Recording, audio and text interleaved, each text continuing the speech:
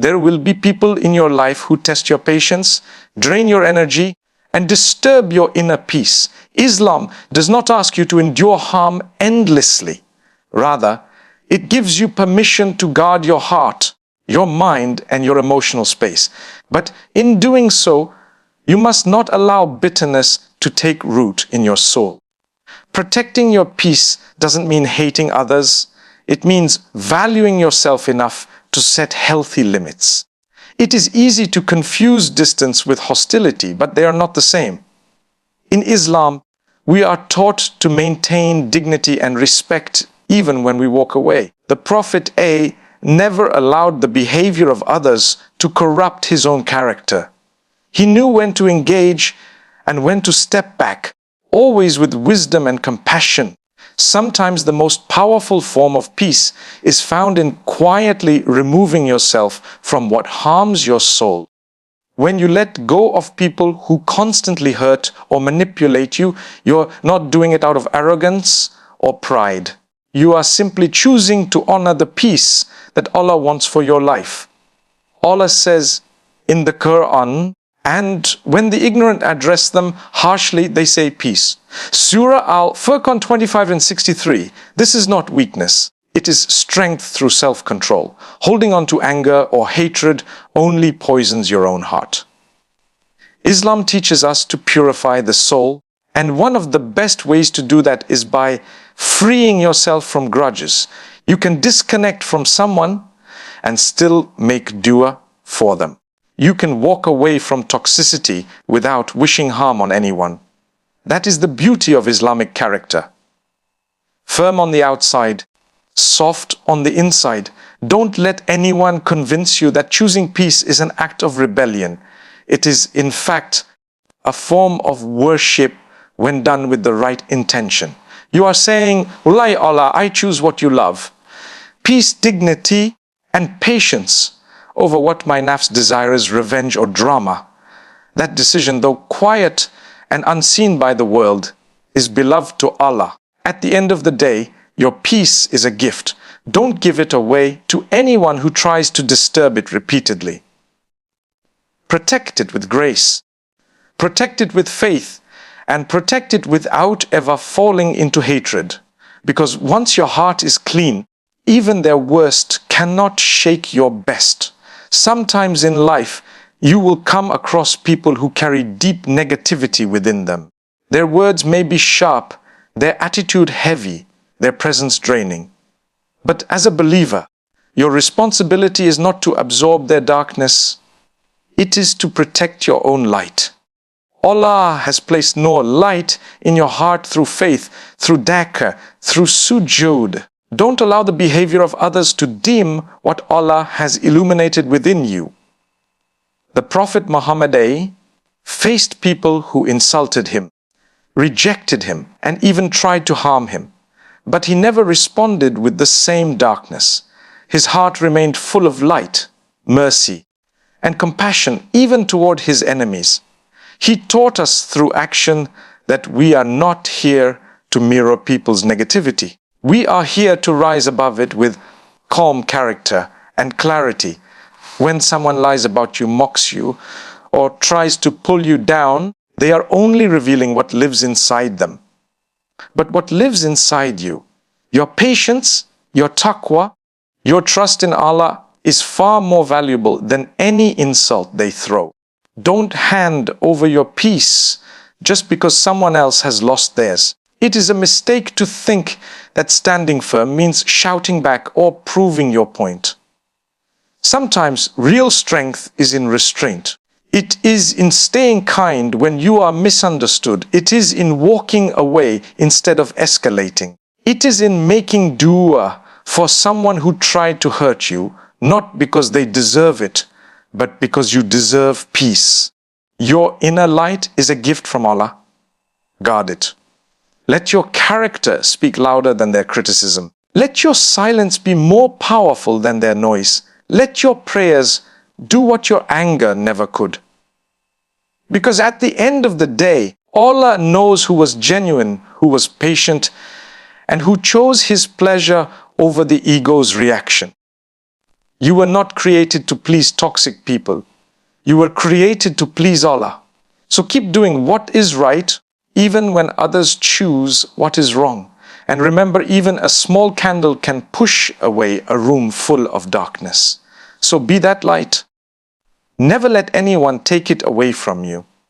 There are moments when someone says something so hurtful, so unjust, that every part of you wants to respond immediately, fiercely, and loudly.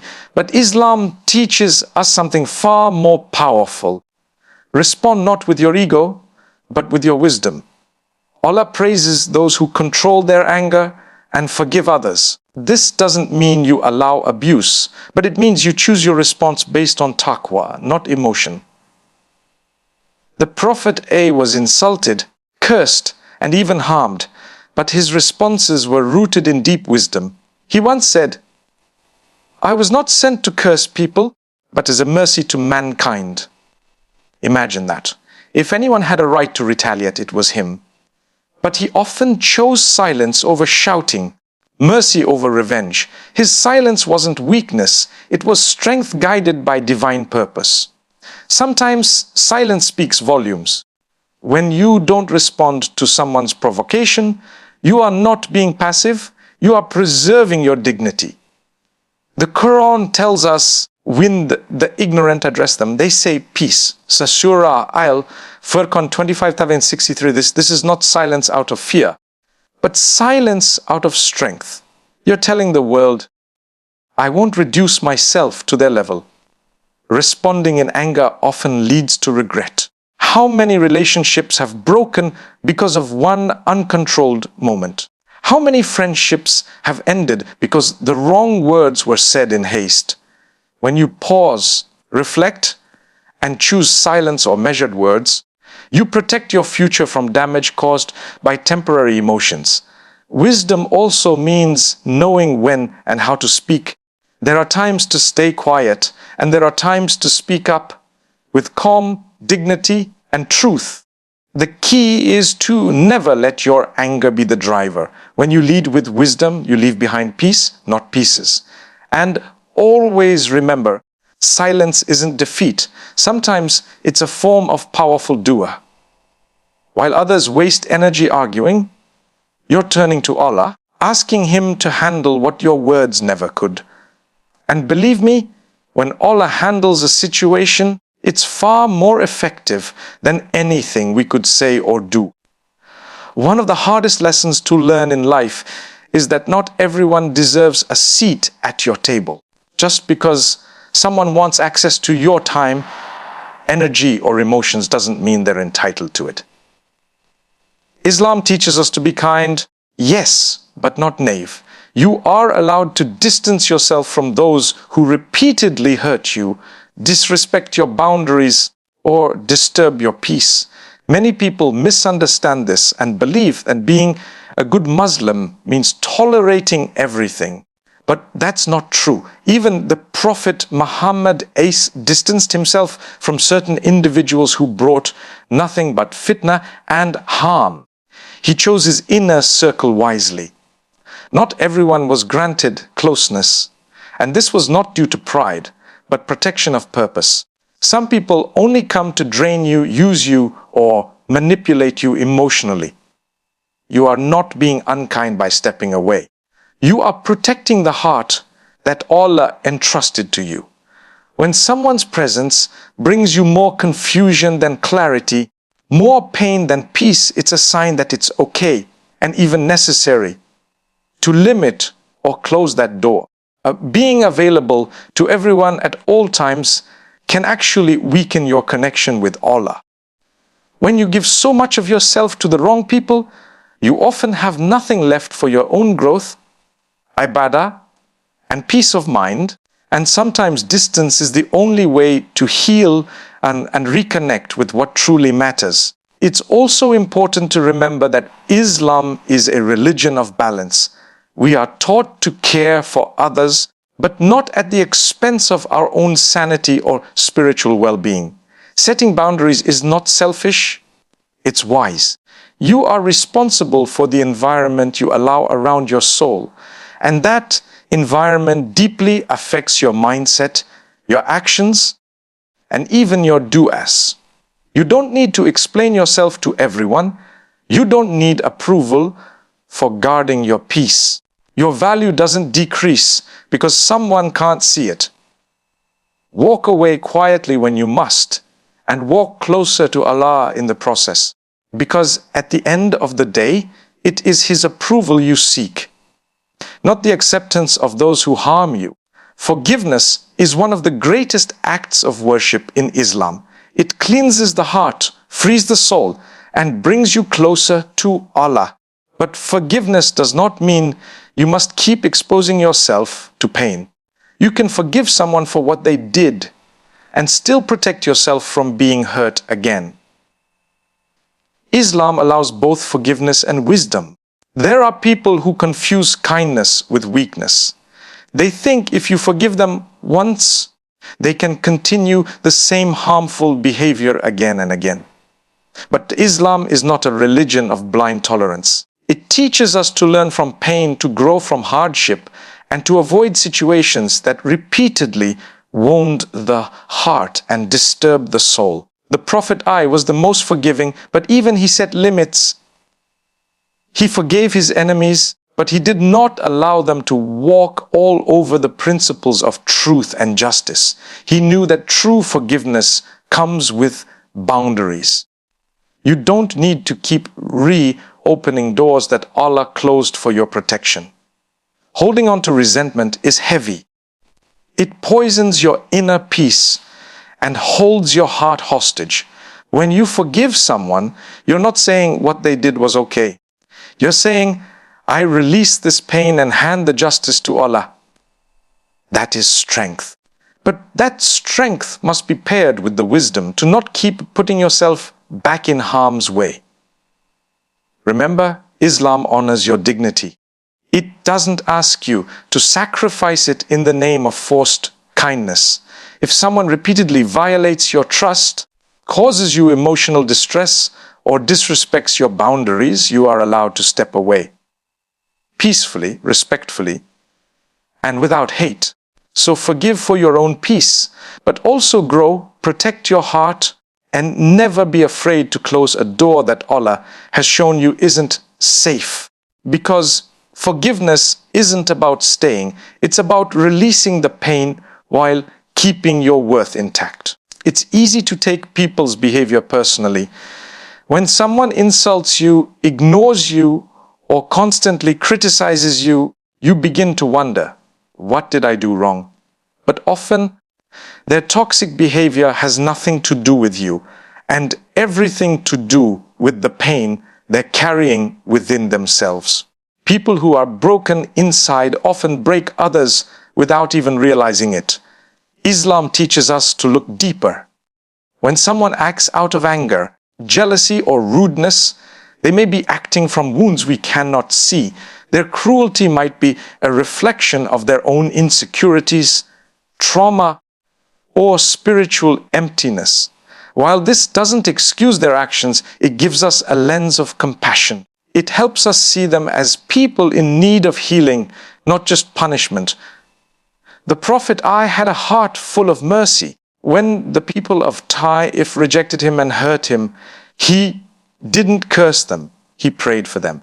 He said, perhaps Allah will bring from their descendants people who worship Him alone. That's how he viewed toxic behavior, not as a reason to hate, but as a reason to make dua. He saw pain behind the aggression. Sometimes the most toxic people are deeply unhappy with themselves. Their hurt spills onto everyone around them. Instead of allowing their behavior to harden your heart, allow it to increase your empathy. Say, Ya Allah, guide them, heal them, and protect me from their harm. That dua is far more powerful than an argument. But compassion does not mean allowing harm. You can pray for someone while keeping your distance. You can wish them well while protecting your peace. You are not required to stay close to someone who refuses to take accountability for their behavior. Mercy must always be balanced with wisdom. So the next time someone acts harshly toward you, remember it may not be about you at all. Their anger, jealousy, or manipulation may come from deep wounds they've never addressed. You are not their healer. Allah is. And your job is to protect your own heart, make dua for them, and keep walking with grace. Sometimes when someone leaves your life, or when you're forced to step away from a toxic relationship, it feels painful and confusing. You may wonder why things turned out the way they did. But in many cases, that separation is not a punishment. It's a mercy from Allah.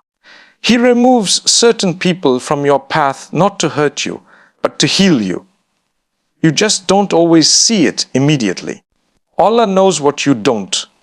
He sees the conversations you never heard, the intentions you never understood, and the plans being made behind your back. When He distances you from someone, it might be His way of protecting you from greater harm. What looks like rejection is often divine redirection towards something better, peace, clarity, and spiritual growth. We often pray for ease and comfort, but we don't always recognize when Allah is giving us that ease in the form of distance. If someone's presence was clouding your judgment, consuming your energy, or turning your heart away from remembrance of Allah, then their absence might be one of your greatest blessings in disguise. The Prophet distanced himself from harmful environments and people when necessary. His migration to Medina was not just physical, it was emotional and spiritual. He left behind the toxicity of Quraysh not out of weakness, but to fulfill a greater purpose. Similarly, sometimes you need to walk away to rise into the version of yourself that Allah wants you to be. Distance also gives you space to reflect. It allows your heart to breathe again. It helps you reconnect with your values, your worship, and your self-worth. Instead of running back to what Allah pulled you from, take the time to ask, what is He teaching me through this? Often, distance is the classroom for some of your most important spiritual lessons. So trust Allah when He removes people from your life. Don't chase what He closed. Don't mourn what He protected you from. Instead say, Alhamdulillah for what I understand, and even more for what I don't. Because in every distance, there's wisdom. And in every separation, there can be healing. If you allow it, Islam is a religion of peace, not just externally, but internally. One of the greatest gifts Allah wants for His servant is inner tranquility. This peace comes from being close to Allah, obeying His commands, and protecting yourself from that which disturbs your soul. That means your emotional and mental peace are not just important, they are sacred. Sometimes we think prioritizing peace is selfish. But look at the life of the Prophet. Why? He guarded his peace carefully. He stepped away from toxic gatherings. He sought solitude in the cave of Hira before revelation. Even in the face of conflict, he never allowed chaos to enter his heart. His focus was on serenity, clarity, and remaining connected to Allah. Toxic people often bring confusion, tension, and unnecessary drama. Islam doesn't tell you to tolerate endless harm. It teaches you to choose what brings you closer to Sakina, that divine calm that settles in the heart of the believer. The Quran says, "It is He who sent down tranquility into the hearts of the believers." Surah Al-Fath 40-44. You are not created to carry the emotional baggage of others endlessly. You were created to worship Allah, to grow in faith, and to protect the heart He gave you. Sometimes that means unfollowing, disconnecting, or saying no more, not because you're angry, but because you value your peace and want to stay spiritually healthy. Your peace is also a form of ibadah. When you let go of an argument for the sake of Allah, when you walk away from negativity, when you refuse to be dragged into someone's chaos, You are worshipping with your patience. That is strength, not weakness. So protect your peace like a treasure. Let go of what weighs down your soul. If someone repeatedly disturbs your heart, it's okay to say, "This isn't good for me." Islam honors peace, and Allah, the source of peace, as Salam, wants you to live in it. So never feel guilty for choosing it. When dealing with toxic people, you may feel powerless. You might try setting boundaries, distancing yourself, or staying silent, but still the harm continues. That's when you must remember, dua is your most powerful tool. It's not a last resort. It is your first line of defense. It is both your weapon and your shield, given to you directly by Allah. The Prophet Muhammad faced people who slandered him, plotted against him, and even tried to harm him physically. Yet what did he do in the darkness of the night? He raised his hands in dua. He cried out to the one who controls hearts, situations, and outcomes. When no one else understands your pain, Allah does. When no one can protect you, He can. Dua changes things that no conversation or confrontation ever could. You can't change people's hearts, but Allah can. You can't make someone regret their harm, but Allah can awaken their conscience. When you make sincere dua, you place the matter in the hands of the most just, the most wise. And He never sleeps, forgets, or ignores. Some people will never apologize. Some situations may never resolve the way you want. But dua brings peace to the soul, even when the situation hasn't changed. Because once you've handed it to Allah, you don't have to carry the burden alone anymore.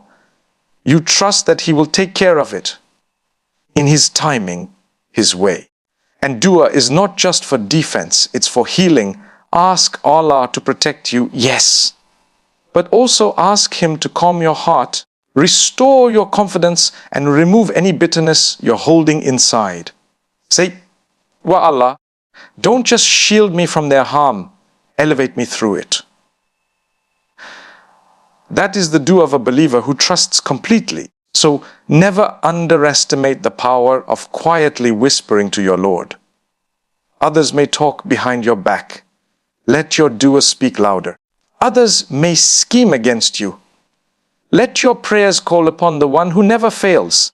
You are never alone when you're connected to Allah through sincere, heartfelt dua. Many people feel guilty when they step away from toxic relationships, thinking they're doing something wrong. But Islam does not require you to suffer endlessly to prove your patience. Protecting yourself emotionally, mentally, and spiritually is not a sin. In fact, it can be an act of wisdom and gratitude toward the life and dignity Allah has gifted you. Our faith teaches compassion, yes, but also teaches justice and self-respect. The Prophet never allowed people to abuse his kindness. He forgave, but he also set boundaries. He helped others, but he didn't allow repeated harm. He taught us that you can be a good Muslim and still protect your peace. The two are not opposites. They walk hand in hand. If someone's presence in your life is dragging you down spiritually, constantly hurting your heart, or distancing you from Allah, then keeping them close is not faithfulness, it's self-destruction. You are not required to allow access to people who repeatedly harm your soul. Islam wants your heart clean, not broken. Some people will try to use religion to guilt you into staying silent. They'll quote patience but forget justice. They'll talk about forgiveness but ignore accountability. But remember, no one has the right to twist Islam to justify emotional abuse. Allah is most merciful, but He is also most just. You are allowed to say, enough. There is no strength in being a doormat. True strength is walking away with dignity, choosing silence over argument, choosing prayer over revenge, and choosing Allah over pleasing people. That is not pride, it is wisdom. And when you do it sincerely for Allah's sake, He will replace your pain with strength, peace, and something better. So let go of the guilt. Protecting yourself from repeated harm is not sinful. It is sunnah when done with grace. And know this: Allah sees your heart. He knows your struggle, and He will reward you for every tear you cried while trying to hold yourself together. Your protection matters to Him, so let it matter to you too. My brothers and sisters, this life is a test, and part of that test is how we deal with people, especially those who challenge our patience, test our boundaries, and hurt our hearts. Islam is not just about how you treat others, it's also about how you treat yourself. You matter. Your peace matters. And your connection with Allah matters more than any toxic relationship. Remember, you are not weak for walking away. You are not heartless for setting limits. You are simply protecting what Allah entrusted you with, your soul. Forgive, yes, but don't allow repeated harm. Pray for them, yes, but don't compromise your dignity. Be kind, but also be wise. And always remember, when people forget your worth, Allah never does. So choose healing over hate, dua over drama, and peace over pleasing people. Because the more you honor yourself for the sake of Allah, the more He will elevate you in ways you never imagined.